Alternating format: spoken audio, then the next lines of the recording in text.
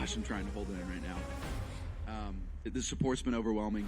Tickets for Nashville this week are nearly sold out. We are calling this the Bryson effect. Won the Saudi Open on the Asian Tour in April, and he won the International Series event in Macau in March, beating David Puig in a playoff. Here's a man with 9 career wins, 3 of them on the DP World Tour. 33 years of age from Sacramento, and he is making the most of his chance. I remember John Catlin playing as a reserve for Charles Howell III, who's injured. If he were to go on to win this, he gets those points. That would move him right at the top 24 number. Move him at 20th currently.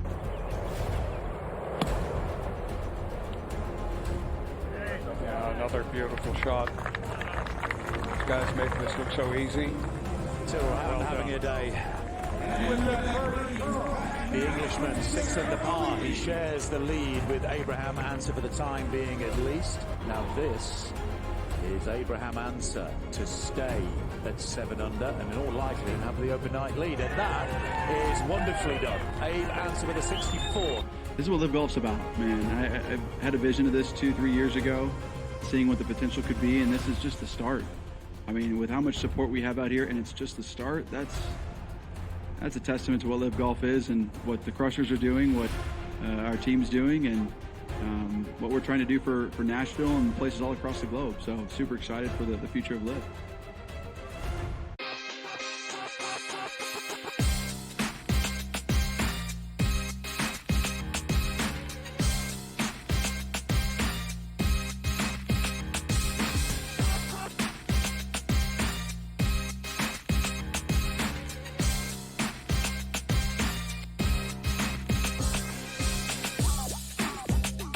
Welcome in. Game Time Decisions is live on SportsGrid. I'm Kevin Walsh with you, and we have it all at our disposal. The sports equinox is here. It's a Monday night. You know that means we have Monday Night Football. We also, of course, have the NBA, the NHL. It is that time of year, and we have Game 3 of the World Series between the New York Yankees and the Los Angeles Dodgers. And the Yankees are staring down the barrel of a must-win. They are favored in the baseball game, though, as they go up against this Dodgers team in their own building. It's incredible to watch this series play out. Game number 1. The Yanks seemingly had it in the bag twice. Freddie Freeman with a grand slam had different ideas, and they lose 6-3. Game number 2 was all Dodgers. Yamamoto was excellent.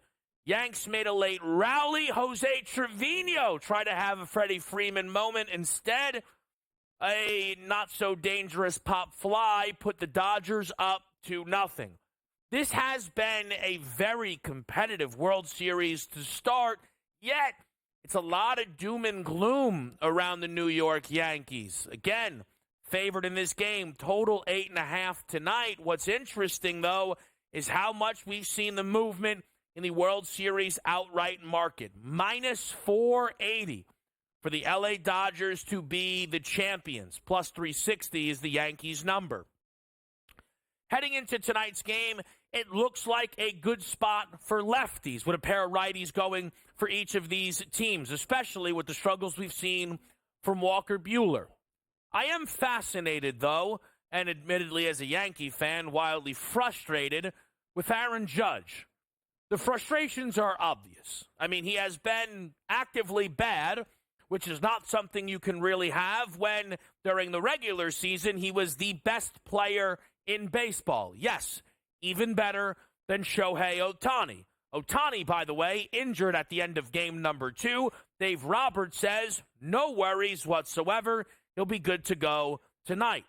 But for Aaron Judge, I still continually watch these struggles and think to myself, this just can't continue to happen.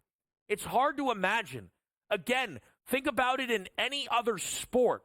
What if during the NHL playoffs, Connor McDavid was held pointless for series after series? It wouldn't make sense. If all of a sudden in the NBA, Luka Doncic was incapable of getting to 20 points or even 15. If in the NFL, You're looking at Pat Mahomes in the playoffs, and he just stops completing passes. That's what's going on with Aaron Judge. He has a few home runs. He is striking out in every at-bat. Judge is all of a sudden the epitome of what everybody hates about modern baseball, strikeout or home run. And there's a lot more strikeouts than home runs.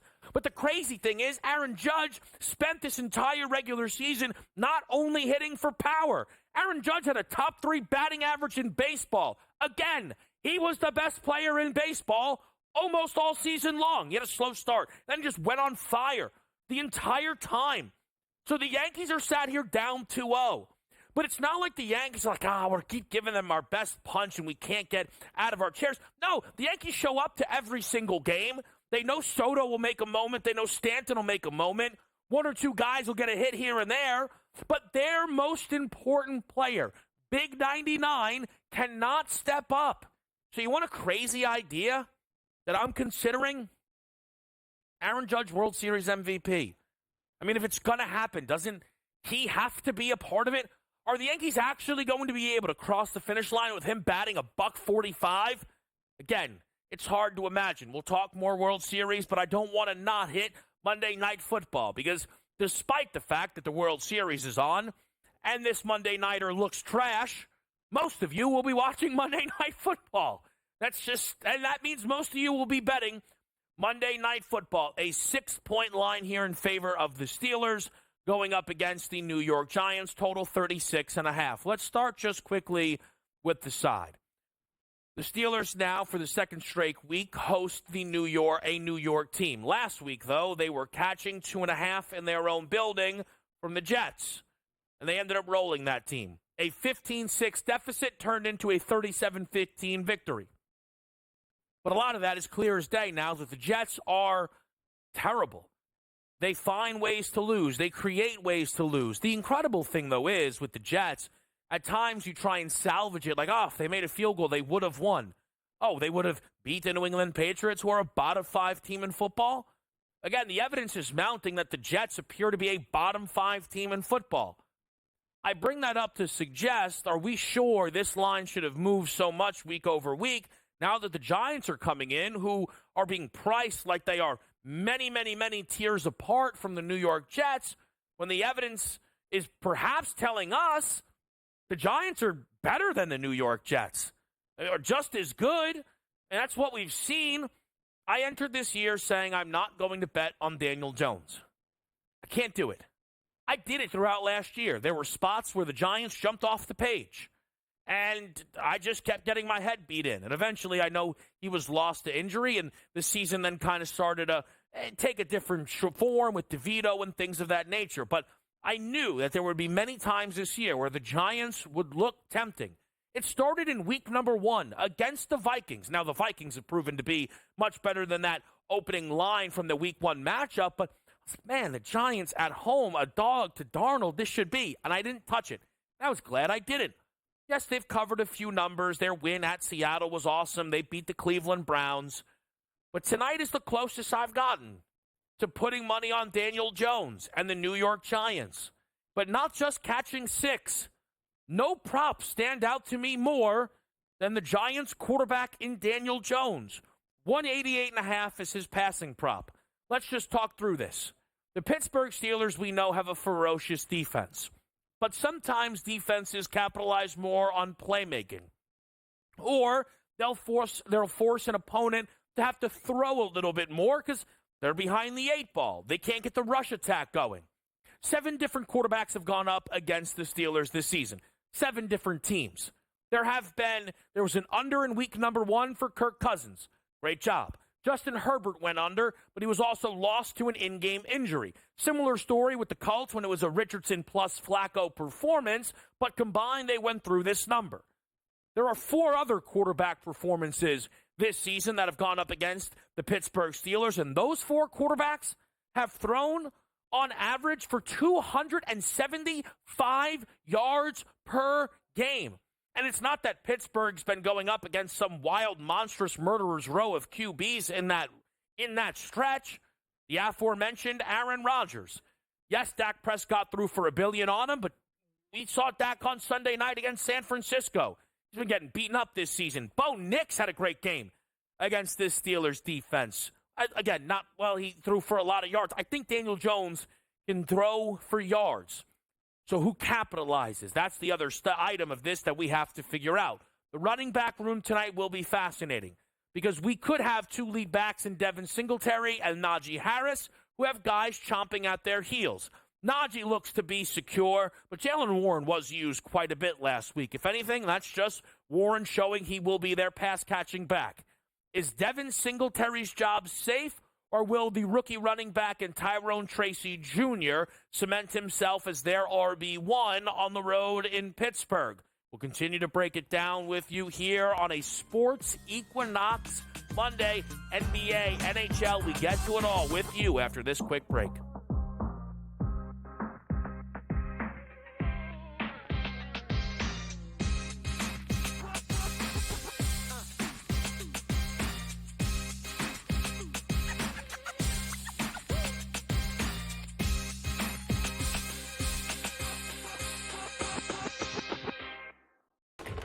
Enter into the magical world of McLuck.com, where even the smallest of spins can win real cash prizes.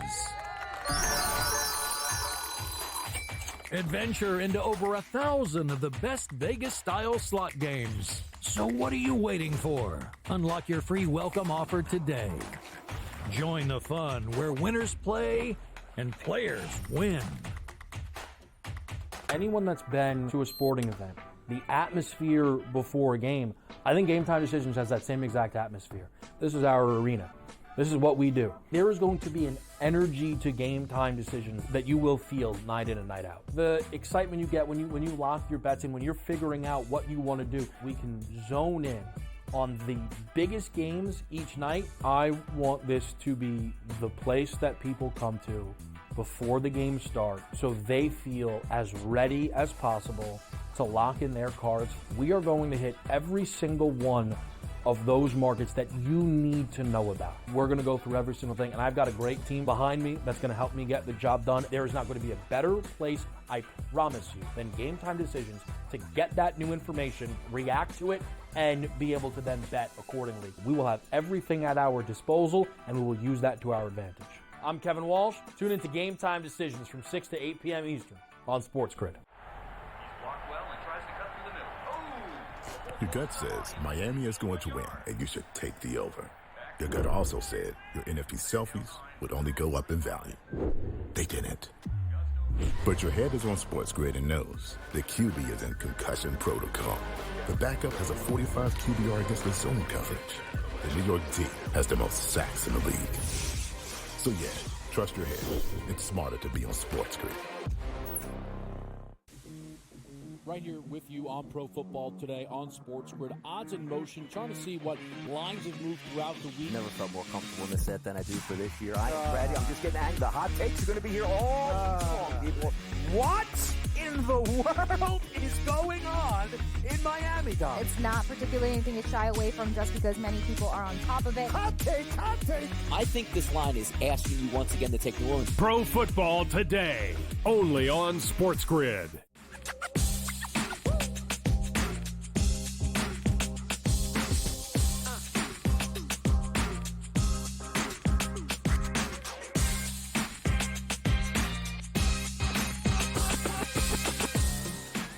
All right, we're back with you right here on SportsGrid, a little Sports Equinox night. Now, what we do have for you with every single game league going on, we have some Sports Equinox parlays. We will put those on the deck before we get out of here. Of course, tonight, Game Time Decisions will run up until 7 o'clock Eastern. Your pregame show led by Casey Hudson will take over. Then myself, Donnie Rightside, and Joe Lisi will carry you throughout the night with focusing on the Monday Nighter, but we will, of course, mix in Major League Baseball and really anything else. There are some big NBA games on the board. What I will say with the NBA slate, and listen, you know, I've recently been getting frustrated with NFL injuries. I know people have their frustrations with the NBA. Where I will meet some of the NBA complainers in the middle is if you want to know every bit of information around the injuries, you have to wait quite a while. Prime example, Franz Wagner is questionable throughout the day with an illness, is now going to play in tonight's basketball game against the Pacers. That was a number that had been dropping throughout the day under the idea he may not play. We saw Paolo Banchero's points, rebounds, and assists shoot up into the 40s under the idea that Franz would not play. Those numbers have fallen now that he's going to be in for this game. We have back-to-backs on tonight's slate in a few spots, including the Milwaukee Bucks going up against the Boston Celtics, right? Well, Giannis was on the injury report. Giannis playing was always the expectation, right? But we had to wait to find out for sure. He's in. Okay, well, the 9.5 now in some spots, gone. Down to a flat 9. So you missed out on maybe the best of the number because you didn't want to hold a 9.5 in your pocket. Giannis ends up out. Well, now it's 14.5, and you don't even like the bet, right? So it's one of those spots where I understand you got to be patient within the NBA, but to me, I'd rather have to be patient than Sunday Night Football. Jordan Mason bets are lined up and loaded, and for the second time in 3 weeks, Jordan Mason is injured in-game, and all of a sudden then your wagers are done when you're kind of watching the game play out, and you think to yourself, hold on a minute, I had a good one loaded up here, right? Considering Isaac Guerrero on, a shortened workload than what Jordan Mason was given, right? Or on a shortened workload than what Mason was kind of projected as the lead back, still finishes with 14 carries, 85 yards, and a score. And he could have scored another one, but he actually decided to lay down in that game. When we do get Joe Lisi, who's going to stop by here tonight, I want to ask him a little bit about Niners, Cowboys, and a few other spots that we saw yesterday really pop off on that NFL slate. But with tonight, what you have for the Pittsburgh Steelers is a pivotal football game. Much has been made about Pittsburgh's remaining schedule. But that will feel a lot better if they enter that remaining schedule 6-2 out of a bye. Let's look at the Steelers and what sits on the other side of their Week 9 bye. A team who is now projected to make the playoffs quite comfortably, and a team who, by the way, is not going to be tossed aside in the North race with the Ravens losing as a touchdown favorite again out of the bye. Let's take a first 4-game run at it. At Washington, home against Baltimore. At Cleveland, at Cincinnati. That's a lot. Hell, throw the other Cleveland game in there. You have 4 straight games against the North. We know those are always difficult. The Commanders now are continuously getting the job done. They win in incredible fashion against the Chicago Bears and sit 6-2. None of that looks easy, especially since Cleveland has a lot more life to them now that Jameis Winston is their quarterback. The final 4 games, at Philly, at Baltimore, home against Kansas City, home against Cincinnati. The Pittsburgh Steelers may be favored to win 1 of their remaining games after tonight's matchup. 1. That's a lot of football that has to be played by a 6-2 team. 9 games remaining, 8 of them as an underdog. But again, is there anywhere I'm undercutting them? Maybe week 18 with the Cincinnati matchup? I don't think so. So this is a spot to me where for the Pittsburgh Steelers, a win tonight, it's not just, ooh, man, now we can kind of have ourselves in a lot of races. This is one of those where you have to continue to provide yourself cushion to make sure that that minus 265 number to make the playoffs is going to end up cashing for anybody who has been attacking that wager. On the New York Giants side of it all, this is a lost season. There were some who wondered if that would be the case because we always get surprises. Their win total is 5.5. They are minus $1 billion, it looks like, to miss the playoffs. 18-1 to make. Much shorter odds to actually have the worst record in the league and pick first overall. Oh boy, the Carolina Panthers are going to make that hard for anybody else to actually get involved with.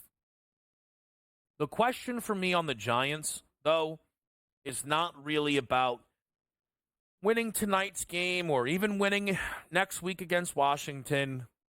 It is how much longer Daniel Jones is going to be their quarterback.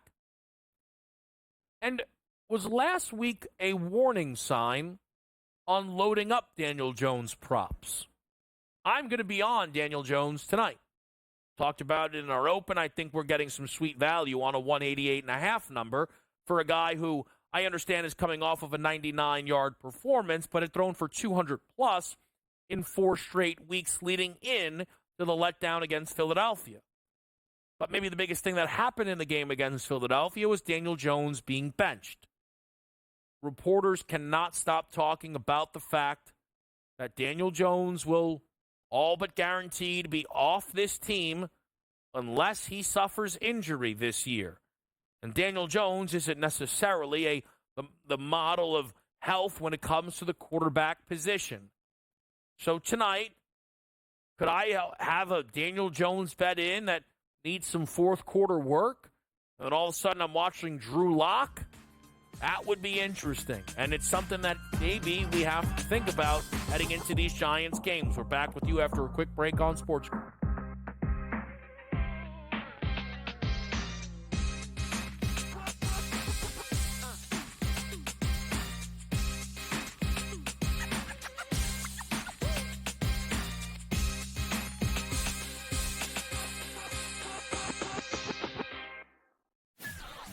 That kid on the two-point conversion play was wide open on the right side of the end zone, and the kid threw it about 15 rows over his head. People crystallize Georgia and Alabama. They put them on the shelf above everyone else, and they're just not there this year.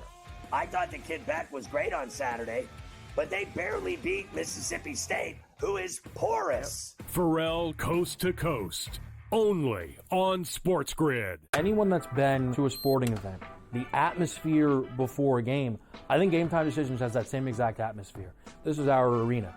This is what we do. There is going to be an energy to Game Time Decisions that you will feel night in and night out. The excitement you get when you lock your bets in, when you're figuring out what you want to do, we can zone in on the biggest games each night. I want this to be the place that people come to before the game starts so they feel as ready as possible to lock in their cards. We are going to hit every single one of those markets that you need to know about. We're going to go through every single thing, and I've got a great team behind me that's going to help me get the job done. There is not going to be a better place, I promise you, than Game Time Decisions to get that new information, react to it, and be able to then bet accordingly. We will have everything at our disposal, and we will use that to our advantage. I'm Kevin Walsh. Tune into Game Time Decisions from 6 to 8 p.m. Eastern on SportsGrid. Look, Aaron Rodgers, it does seem like he really enjoys, people like us, Vinny, talking about him. I don't know what's going on here with Aaron Rodgers. I think there's some frustration settling in, and the Jets were not supposed to be this bad of a defense, right? They've had a lot of injuries. Maybe that's the thing here. Robert Saleh's influence is there. I know they have their defensive coordinator running things, but now he's distracted. Newswire. Only on SportsGrid.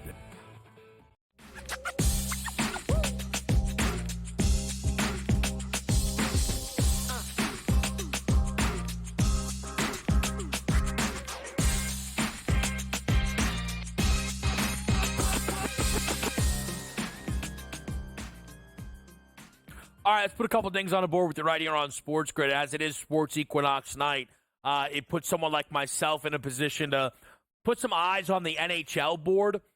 I will mention there are two games tonight that kind of just jump off, right? Winnipeg against Toronto, an 8-0 perfect team right now, and the Winnipeg Jets are home dogs to the Maple Leafs. That's just an obvious kind of jumps off the page type of thing there. And Toronto's also not playing well. They've lost 3 in a row, 4 out of their last 5 games so far. So just an interesting little thing to keep your eye on inside that game. I like under the 6, though. For me, I think the Toronto defense can kind of step up. Winnipeg's been winning with an offense that's probably not too sustainable. And then another thing that just jumps out is Colorado. They're going up against what is projected and will be a bad Blackhawks team. They're a minus 190 favorite. The Avs are 5-4, but for those who don't know, they've not been following. This team started 0-4 and have now won 5 games in a row. They had an overtime win against Anaheim, which was their first of the season, and it's kind of flipped this thing around where all of a sudden now we're seeing the Avs start to play at their level. Since I mentioned the under that I do have tonight in the matchup with Winnipeg and Toronto at 6, let's go through some Sports Equinox parlays. We had some of our crew put them in as well since it's kind of a fun night. I know a lot of you are going to be betting on all of these sports here. We figured we'd just put a lot on the pile for you. I mentioned, right, again, under in Toronto and Winnipeg at 6 goals. Give me Bam Adebayo over 16.5 points. Give me Tyrone Tracy over 44.5 rushing plus receiving. Then give me Gleyber Torres. Let's get it over the 1.5 hits, runs, RBI. I want to put the rest of the crew's numbers out there as well, just so, again, everybody can kind of have some fun here. We've got Yanks money line, we've got Grizzlies money line, the Steelers money line, and the Florida Panthers money line. So a little quadruple money line there from our guy AJ. Chris goes with a Najee Harris anytime touchdown. Juan Soto over the 1.5 hit run RBI. Alex Sarr, again, the not resident Wizards fan with a Sarr prop on the Equinox parlay. And then Braden Point anytime goal scorer paying out at 12-1. And then Sam finishes it with an outrageous one. You had to see it coming here. We've got Soto hit a home run. We've got Connor Bedard, anytime goal scorer. Love that. He's hot right now, the kid. George Pickens for 90-plus receiving yards. And then the Wizards, because, of course, over the 113.5 team total, that is the monster one tonight for anybody who is out there and involved with the Sports Equinox parlays. And again, we got listen, we got it covered here on SportsGrid. We had to get involved. I want to just quickly on the NBA slate, there's a few things that I've circled up, but there's one little outlier anomaly, if you will, that I thought was worth mentioning. The Indiana Pacers, who, if you were with us a week ago or 6 days ago doing the NBA opening day show, I bet to win the Eastern Conference. And one of the reasons for that is being high on Tyrese Halliburton. Tyrese finally had his first 20-point game of the year. He made 4 threes. That does not salvage the fact that he scored 0 at the Garden against the Knicks. That is indefensible. It really is. It's the second time he scored 0 in the last 2 seasons. You cannot be a superstar and score 0 points. You just can't. Not when you're out there playing full minutes, which he essentially was. It really was terrible. But Halliburton's scoring is not, to me, the most puzzling thing of his season. It is Halliburton's assists. Tyrese Halliburton, in 3 games, has 11 total assists so far this season. Tyrese Halliburton averaged 11 assists per game last year. He has 9.3 potential assists per game, which you see and you go, oh, so that's got to get corrected. Last year, he had 17.8. I don't know what's going on with the Indiana Pacers, and tonight they're in a tough spot against Orlando. I am really interested and invested to see if they could start to flip this thing around. As I told you, I kind of wait for the lineups. What I will make sure to do once everything is kind of put in for me, because we have the 1-7-10 game there with Franz playing. That's going to be a no-action game for me. I'll send out any NBA that we have for you around that 7:30 window. Trae Young, Michael Porter Jr. Are a few guys that I'm going to be lining up as well as the Milwaukee Bucks. We'll get into that all, but we bring our guy Joe Lisi into the fold with you on SportsGrid.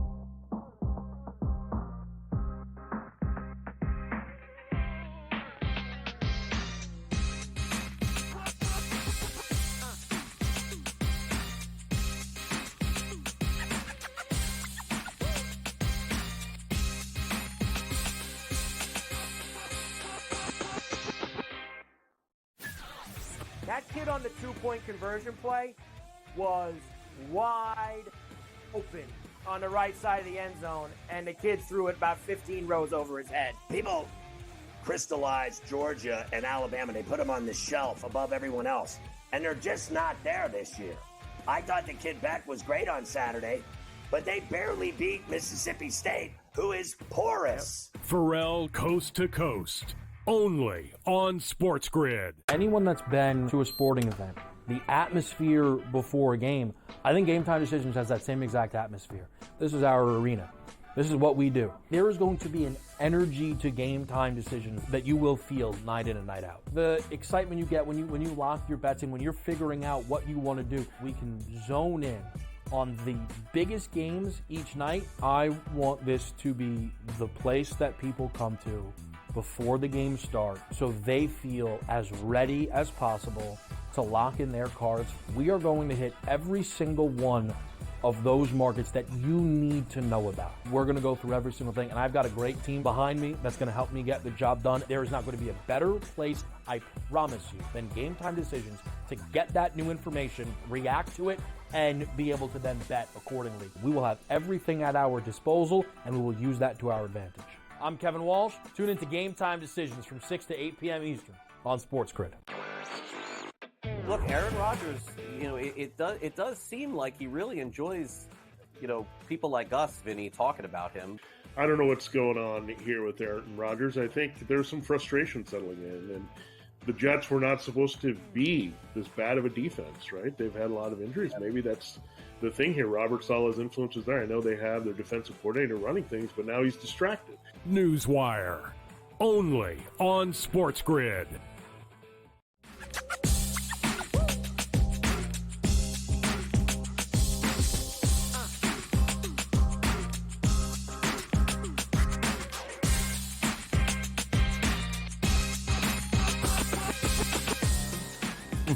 All right, let's make it happen with you right here. Game Time Decisions. Kevin Walsh, Joe Lisi. Joe, excited to have you, man. Sports Equinox, you celebrate? Oh, nothing better, the Sports Equinox. World Series, football, basketball, nothing better, hockey. For you tonight, I know our show will be focused on the NFL, but is that the game that's calling your attention the most with so much going on? Absolutely. Yeah. Monday Night Football, Giants and Steelers. I'm locked in. Have a ton of props. I might jump into the baseball when we're on air. Yeah. It depends. I mean, down 2-0 right now. Yankees need a little mojo. Aaron Judge, gutless right now. You can make that assessment. But I'll tell you right now, you did something last night that I need you to continue. I haven't told you about this yet either. The most gutless team of the week poll? Yes. Don't miss a week. That's all I ask. Yes? I voted. I loved it. Actually, let me pull that up, Joe. Because you know what? Here's the thing. You and I get rolling, and there's always like 6 or 7 topics I wish we had time to get to. I'm not missing out. All right? So where is this gutless poll? Found it. Okay. Lisi asks, at Go for the Two, which NFL team was more gutless in Week 9? Overwhelming. 76%. The New York Jets. But a shout out to you, because I'm sure a lot of people who clicked on that poll bet the Jets. Not you. You bet the Patriots catching the 7 as the best bet on our show. You said they can win the game outright, and they did. Yeah, unbelievable. We talked about, the Jets being booked as the team that potentially won 4 straight. Heading into that game, they lost 4 straight. It was back-to-back road games. The rushing attack is still inconsistent, offensive line issues. Now, granted, Aaron Rodgers moved the football, but you and I talked about it in the pregame. Since Robert Saleh is gone, that defense has regressed. They're not a top-notch unit anymore. Teams are moving the football. New England, Drake May, Jacoby Brissett, mediocre quarterback play, and they still found a way to put up 25 points on that defense. They are a complete train wreck, and it's not going to get better. What I think, I would usually ask this question, but I know it wouldn't apply to you. I would say 8 out of 10 New England bettors, if you say, hey, Drake May's going to get injured in game, do you still want your bet? Would be like, no. Again, I know for you, you like it even more. Yeah, I know that. But, Joe, the fact that did happen. Right. Because, again, I think Drake May's looked good for New England. I think he's looked much better than Brissett. Jacoby Brissett, game-winning drives. Yeah. That's the thing with the Jets. This isn't just a Rodgers isn't playing well thing. It's a Rodgers story because I don't think it's unfair to put everything at his feet. I think everything's his fault. I'm not even kidding. But all 3 phases of the game, I know everyone's talking about Zerline, this team is losing games in all three phases. It's incredible to watch. Yeah, there's no continuity in the locker room. There is no continuity in the locker room. You could have made that argument. Fine, you want to fire Robert Salah, but it's not Jeff Ulbrich that's running the team, Kev. It's not. It's Aaron Rodgers. He brought in Devontae Adams. It didn't work. He brought in Alan Lazard and all of the former teammates that he had in Green Bay to make him win. They didn't win. He brought in Nate Hackett, his guy, to call plays. I mean, it's an absolute mess right now. And the problem is you have young talent on that team, players like Sauce Gardner, players like Garrett Wilson that are top draft picks. Who are they turning to for advice? Who are they turning to look, hey, how do I get coached up? Is it Jeff Ulbrich or is it Aaron Rodgers? And who's pointing fingers right now? Aaron's pointing fingers at everybody but himself. Yeah, I just think it's one of these situations where, you know, someone mentioned me like, hey, man, if Zerline made a couple kicks, okay, if you lose to New England Patriots, if Zerline made a kick, you should be rolling that football team. I don't want to hear about if Zerline makes a kick against the Denver Broncos in a game where the opponent throws for 60 passing yards. I don't. Now, the thing about, again, my new favorite thing, which is the gutless poll of the week, comes out at 8:13. I wonder if the Dallas Cowboys make the poll, Joe, if that comes out a little bit later. They get to save off. But, I mean, the fake comeback kings, man. The second they got the ball with a chance to do something, 0 for 4 from Dak, immediately just completely cost themselves any real chance. Yep, and they're laughing on the sidelines. You know, C.D. Lamb put up great numbers yesterday. You look happy as can be. Yeah, I'm getting my numbers, right? But you still lost the matchup by 6 points. And Mike Zimmer has no answers how to coach that defense. Dan Quinn is winning in Washington. Yes. With a rookie team. Yes. And he's 6-2. The defense is getting better. They're making plays. And on the other side, Mike Zimmer's defense is getting absolutely abused. George Kittle was banged up, $128 through the air, receiving in 3 touchdowns. You got to be kidding me. No, I agree, and I just think that team goes and has a halftime lead, right, Joe? And halftime adjustments are something we talk about in all sports. Well, the Niners are all of a sudden up 27-10. Right. They win the third quarter 21-0. I mean, what was Mike McCarthy doing? Were they popping champagne because they had themselves a halftime lead finally? Probably. I mean, it just disengaged, embarrassing. And I think the big problem for Dallas now is in years prior, they could bank on Giants or nothing, Commanders or nothing, Philly slips here, and we're in the mix. No. Because you now have 2 teams in both Washington and Philadelphia that look way better than the Dallas Cowboys. Man, I tell you, the Commanders winning that game, it's one of these weird things. That Hail Mary should have never happened, but they probably did deserve to beat the Chicago Bears, all in all, Joe. And what that did to me, more than anything else, Offensive Rookie of the Year race, done, dusted, locked up. If at the end of the year, I'm sitting here making an argument to you, it's Caleb, I would be stunned. It feels like it all just ended on that Hail Mary play. It was, and Jaden played well yesterday. 300-plus yards, including the Hail Mary. We saw the big play over the top early in the first half to Terry McLaurin, really set the stage. They have a 12-0, third quarter lead. They held on. They surrendered that. And then the unbelievable plays that Chicago made, right? I mean, to put your backup center in on the goal line and not hand the football off to DeAndre Swift or Roshan Johnson, absolutely clueless by Eberflus. And then the defensive breakdowns as well. He has a spy on Jaden Daniels on the Hail Mary. I mean, that's absolutely pathetic. I mean, again, I never was a backer of Matt Eberflus. I call him the human anchor. He could drag down any team. He did it again yesterday. Caleb needed to perform better. He didn't. But again, I still think the sky's the limit for both of those quarterbacks. Here's my thing, right? And, some people probably expect me to jump on with you of let's bash Eberflus. I like Dan Quinn. I think when he got to Washington, I went, okay, they got themselves something dangerous maybe, and I knew that it was going to hurt Dallas. This Commanders defense has been bad all year. Then they got to play Andy Dalton in Carolina. Okay, that's not that team. Go put them in the SEC. I'll take Mississippi State plus the points. All right? Caleb Williams cannot have that game. He can't have that game because one of the arguments that you and I always get into is USC, right? Win a big game, win a big game. Well, if USC's not winning big games, then is Caleb winning big games? This was the biggest game he's played so far. head-to-head in Washington, but it's a bad defense. Like, in theory, this game should have been a shootout. Whoa, this is awesome.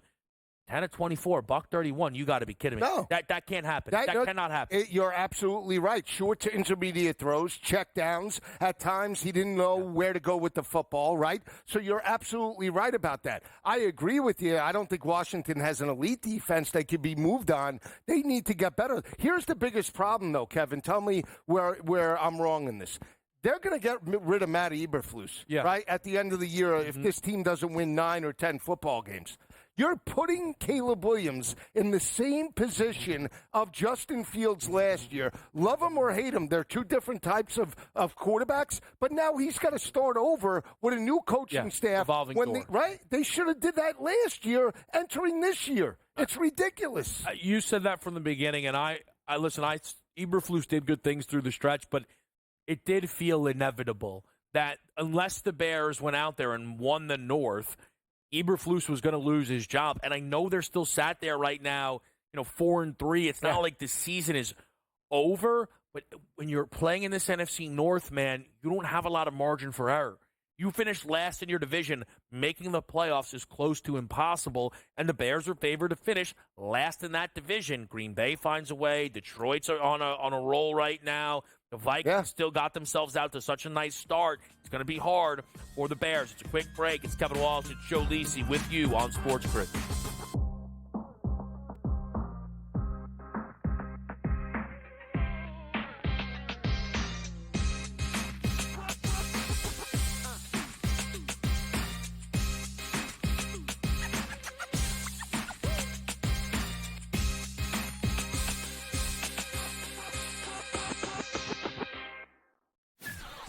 That kid on the two-point conversion play was wide open on the right side of the end zone, and the kid threw it about 15 rows over his head. People crystallized Georgia and Alabama. They put them on the shelf above everyone else, and they're just not there this year. I thought the kid Beck was great on Saturday, but they barely beat Mississippi State, who is porous. Pharrell Coast to Coast. Only on SportsGrid. Anyone that's been to a sporting event, the atmosphere before a game, I think GameTime Decisions has that same exact atmosphere. This is our arena. This is what we do. There is going to be an energy to GameTime Decisions that you will feel night in and night out. The excitement you get when you lock your bets in, when you're figuring out what you want to do, we can zone in on the biggest games each night. I want this to be the place that people come to before the game starts so they feel as ready as possible to lock in their cards. We are going to hit every single one of those markets that you need to know about. We're going to go through every single thing, and I've got a great team behind me that's going to help me get the job done. There is not going to be a better place, I promise you, than GameTime Decisions to get that new information, react to it, and be able to then bet accordingly. We will have everything at our disposal, and we will use that to our advantage. I'm Kevin Walsh. Tune into GameTime Decisions from 6 to 8 p.m. Eastern on SportsGrid. Look, Aaron Rodgers, it does seem like he really enjoys, people like us, Vinny, talking about him. I don't know what's going on here with Aaron Rodgers. I think there's some frustration settling in, and the Jets were not supposed to be this bad of a defense, right? They've had a lot of injuries. Maybe that's the thing here. Robert Saleh's influence is there. I know they have their defensive coordinator running things, but now he's distracted. Newswire. Only on SportsGrid.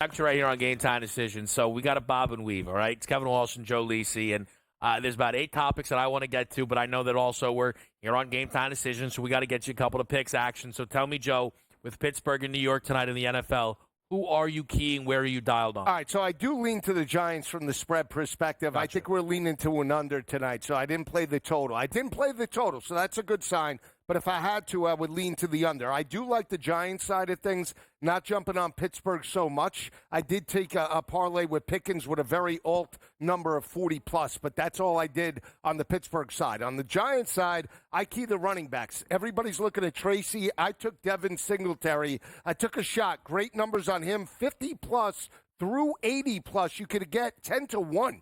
All the way up to 10-1. So Devin Singletary, he got sacked Daniel Jones 8 times last week. I understand that was Philly, but T.J. Watt, this front seven are very active. The rushing attack needs to be prevalent tonight to keep them in manageable situations. They can't be one-dimensional. Look for the Giants to run the football first to work off of play action. So I keyed Singletary. Theo Johnson, tight end, scored last week. They called it back due to offensive pass interference. He's 10-1 to hit Bader tonight. 25+ plus 280 receiving. I'm on Theo Johnson tonight for the Giants. Yeah, I'm on Daniel Jones passing tonight. I've been trying to figure out, are there certain guys to pair that with? For me, I think that Tyrone Tracy can start to become their lead running back here, possible. Joe. I don't think Singletary's the type of guy who can't be moved off a position. And I think that Tracy's rushing receiving is a little more interesting in this matchup. I think Daniel Jones, though, will be the key for me here at 188.5. I think we're staring at a really, really light number that should not be too difficult for a player of Daniel Jones in this position to get through here. I was a little surprised by it. I know he had 99 last game. He had 200+ in the 4 games leading up to that. So I think that's going to be a key spot here for Daniel Jones to try and get through some low numbers. If we do see, the Steelers win this game, get them up to 6-2, would you start to think that maybe they can win this division? Because the Ravens just, man, that team knows how to lose a game as a touchdown favorite. Yeah, they're disciplined. Defense with T.J. Watt is still playing at an above average level. So they're forcing turnovers.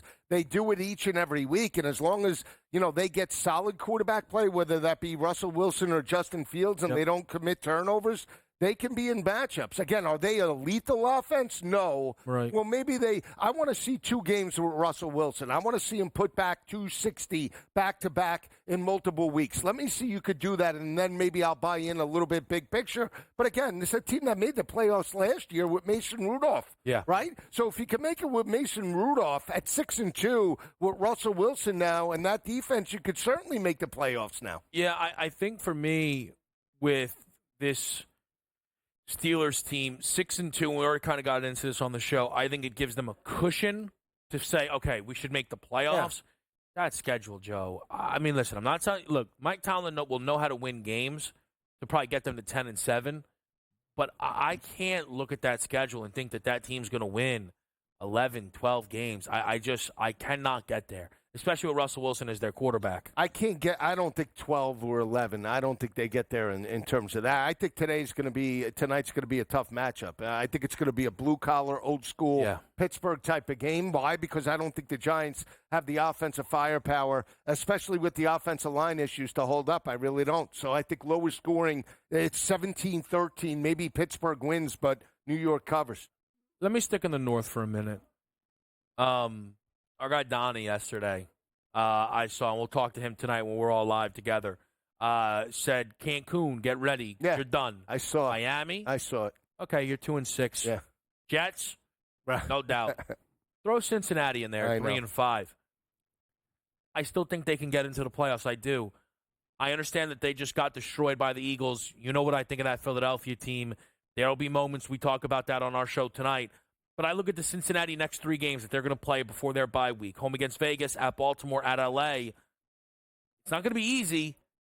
You win 2 out of 3, this team will have some momentum coming out of their bye. It's a much different look for them instead of Pittsburgh. It's a much more manageable schedule, I believe, for the Cincinnati group. It was, but they can't win at home. That's the first thing, right? 0-4 now at home. That's a major concern. You're supposed to pick up at least a 500 percentage at home, right? Split those games. And I know some of them were tough, right? The Jaden Daniels game was tough. But, look at Washington right now. They lose that week 1 matchup to New England. That was the one that really was the head-scratcher. However, the defense was good, especially heading into that game over the past couple of weeks against Cleveland and New York, giving up 3.8 and only 3.7 yards per carry. Yep. And then we saw Saquon rip them for 108 yards on the ground.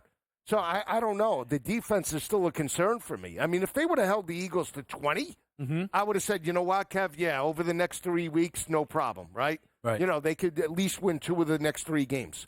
I'm not so sure now. I do have concerns about them.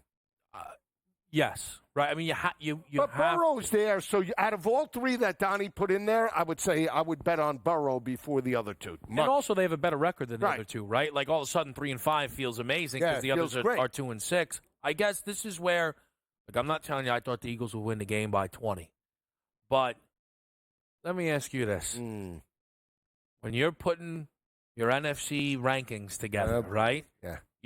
You're still Green Bay in front of this Well, team? no, here's the thing. Jordan Love's hurt again. That's a good point. Yeah, I mean, you're right. You know, Malik Willis, I don't expect to play at this elite level. He's playing well. This guy Willis And a winner all of a sudden.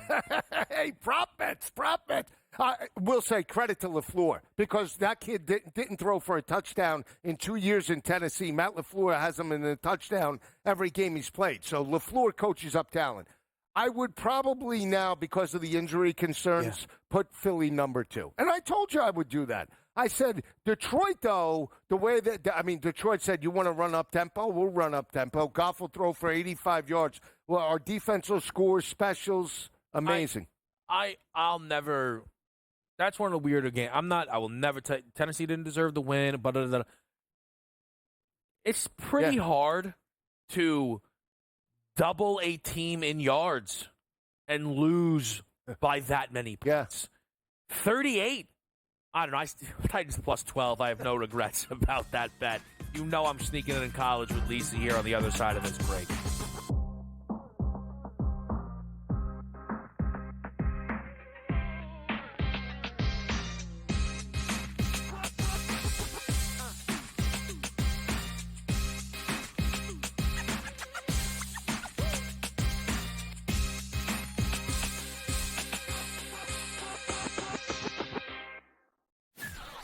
That kid on the 2-point conversion play was wide open on the right side of the end zone, and the kid threw it about 15 rows over his head. People crystallized Georgia and Alabama. They put them on the shelf above everyone else, and they're just not there this year. I thought the kid Beck was great on Saturday, but they barely beat Mississippi State, who is porous. Pharrell Coast to Coast, only on SportsGrid. Anyone that's been to a sporting event, the atmosphere before a game, I think Game Time Decisions has that same exact atmosphere. This is our arena. This is what we do. There is going to be an energy to Game Time Decisions that you will feel night in and night out. The excitement you get when you lock your bets in, when you're figuring out what you want to do, we can zone in on the biggest games each night. I want this to be the place that people come to before the games start so they feel as ready as possible to lock in their cards. We are going to hit every single one of those markets that you need to know about. We're going to go through every single thing, and I've got a great team behind me that's going to help me get the job done. There is not going to be a better place, I promise you, than Game Time Decisions to get that new information, react to it, and be able to then bet accordingly. We will have everything at our disposal, and we will use that to our advantage. I'm Kevin Walsh. Tune into Game Time Decisions from 6 to 8 p.m. Eastern on SportsGrid. Look, Aaron Rodgers, it does seem like he really enjoys, people like us, Vinny, talking about him. I don't know what's going on here with Aaron Rodgers. I think there's some frustration settling in, and the Jets were not supposed to be this bad of a defense, right? They've had a lot of injuries. Maybe that's the thing here. Robert Saleh's influence is there. I know they have their defensive coordinator running things, but now he's distracted. Newswire, only on SportsGrid.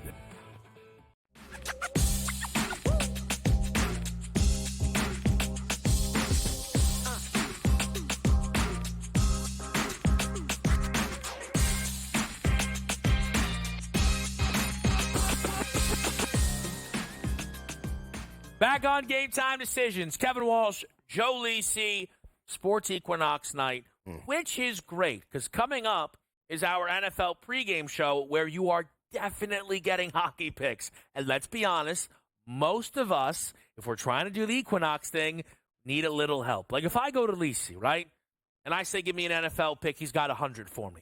If I go to Lisi, give me an NHL pick, he'll figure it out. If I say, Lisi, give me a baseball pick, he'll figure it out. If I ask for an NBA pick, he's probably got quite a lot too. Lisi, if I had to, with an NBA slate tonight, where would your eyes be attracted to? NBA? NBA, come on. It's going to be rebounds tonight. It's always the rebounds. It's the rebounds. The rebounds are where the money is, Kev. Let me just look. I haven't looked. You haven't been looking at the NBAs? On the Equinox night, you're not looking NBA? I was looking. I'll tell you what. I'll give you one for the NBA right now. Here, one guy. No Nas Reed. Now, you ready? Go ahead. Bounds. Who's got him? Who's loading up tonight in the rebounds market? Clint Capella, 14 plus 260. All right, Clint plus 260. And why can't we get him for 8 plus? As his number's 10.5. All right, we'll put him for 8. No, Clint Capella. Now I'm putting it in. I know you are. Plus 260. All right, with you Devin caught on this Capella. All right, you zagged when they thought Kid runs you'd the zig. floor. Ball up top. It does. I love it. All right, college football. Yeah. First of all, what a sport. It's great. Great game. Great sport. Great games all around. LSU A&M. I know. Here's my thing. Well, how did Marcel Reed come into that game playing like that? How was Wegman ever their quarterback? I mean, A&M's performance all of a sudden, they kind of feel like a national title contender if you want to go crazy overreaction. That's how good that game looked all of a sudden. Actually living up to the expectations that they thought they had with their former coach, Jimbo Fisher, right? For years, they were 9.5, 10 win totals, right? You know, when Fisher was there, thinking he had top 5 recruiting classes, never lived up to expectations, brought them to a 9-1 record during COVID with Kellen Mond when they knocked off North Carolina. But Connor Wegman was a big star recruit. You know, he did play. He's in the scheme and in the system in Texas A&M over the past 2 or 3 seasons. Got the last win over LSU 2 years ago by 15 on Jaden Daniels. But he's a pocket passer. Marcel Reed, when Wegman was hurt, Reed came in and performed great. Right? He just didn't. He was a little raw. He won games 26-20 over some teams, and he was a little inconsistent, but he's the more athletic of both quarterbacks. And LSU was not prepared from a defensive perspective. You know, it started with Nussmeier's interception in the third quarter. You come out of the half, you're up 17-7. You're throwing darts all over the field. Aaron Anderson, Mason Taylor, you name it. Kyron Layson. I thought I was watching the 2019 team with Joe Burrow. And then all of a sudden they laid an egg. Second half adjustments did not have the answers. Yeah, they didn't. For someone like you who has some LSU futures tied up, that was tough because it's going to be hard with tiebreakers get into that title game, which was always kind of the hope. When I think about, though, results that kind of shifted me, right, because there weren't a lot of upsets. Indiana beating Washington by 14 with a backup quarterback. I look at this Indiana Hoosiers team now, Joe, and listen, I know Washington kind of hung with them. They had the pick 6, the yardage was similar. I get all that. But Indiana is a machine. Yep. I think they've covered every single game, but maybe the opener against FIU. I look at the remaining schedule. If their only losses to Ohio State, how are one of the 12 spots not going to the Indiana Hoosiers? They should, but I will say this weekend in East Lansing, not going to be easy. Michigan State plays Indiana typically series-wise very well. It's going to be very difficult for them to go into East Lansing no matter how beaten down Michigan State might be. They play Michigan, which their only win over the past 25 meetings came during the COVID year when Jim Harbaugh lost. So, again, another team typically that plays them very well and is dominant. And then Ohio State. Who knows what happens this week in Ohio State, Penn State. Yeah. You know, Drew Aller is a game-time decision. We don't know. That's why they're a 3.5-point favorite. They could lose that game. And then you have a rivalry game with Purdue. They should win that. I don't know. For me now, it feels like the Hoosiers shouldn't. It feels like they should control their own destiny, but I think we all kind of know they don't, and it's a really fascinating thing for a Big Ten football team. Absolutely. Lisi, as always, an absolute blast. you're in good hands with the pregame show coming up right here on Sports Grid for a monster Monday night.